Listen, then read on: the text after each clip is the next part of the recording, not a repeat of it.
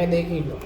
Hello guys, જો આપણી જોડે એક બેઝિક ડિવાઇસ છે, જેમ કે ખાલી એમાં ફિંગરપ્રિન્ટ અને કાર્ડ બંને યુઝ કરી શકો તમે.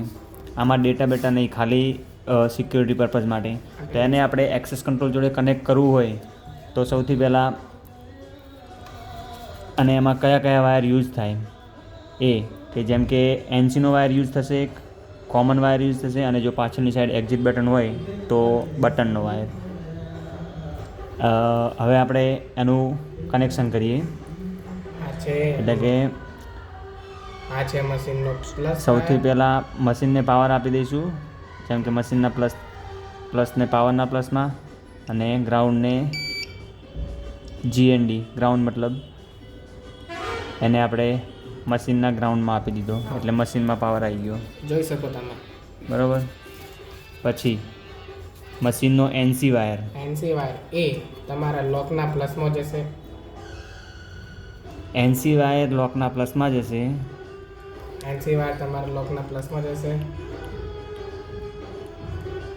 કોમન વાયર પાવરના પ્લસમાં જશે.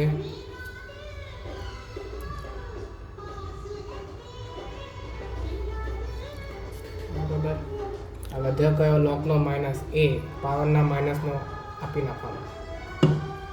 દેખો, જોઈ શકો તમે ભાઈબંધ, લોકને પાવર આવી ગયો છે.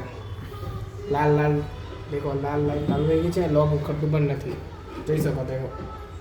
બરાબર. હવે તમે એક્ઝિટ બટનથી લોક ખોલી શકો છો. લેજો. આટલે એક્ઝિટ બટન કામ નહીં કરતું.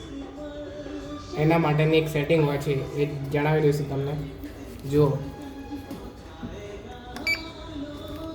જો આવા મશીનમાં એક સેટિંગ હોય છે જેનાથી એક્ઝિટ બટન કામ કરવા લાગે. એમ કે સૌથી પહેલાં તમારે એક્સેસ કંટ્રોલમાં જવાનું, એક્સેસ કંટ્રોલની અંદર જઈ પછી એક્સેસ કંટ્રોલ ઓપ્શનમાં જવાનું, પછી ડોર સ્વિચ જે ઓફ બતાવે છે એને તમારે ઓન કરી દેવાની, એટલે એક્ઝિટ બટન કામ કરતું થઈ જશે.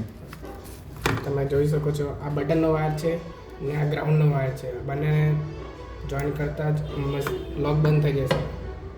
જોઈ શકો તમે. દેખો, હવે આ નોર્મલ થઈ ગયો. નોર્મલ છે. દેખો, હવે આમ લોકમાં પાર આવી ગયો, નીકળતો પણ નથી. દેખો, તમે ગ્રાઉન્ડ અને બટન, ગુજરાતી ભાષા ગ્રાઉન્ડ અને બટનને બંને જોડું. ઓહ વાહ, મસ્ત.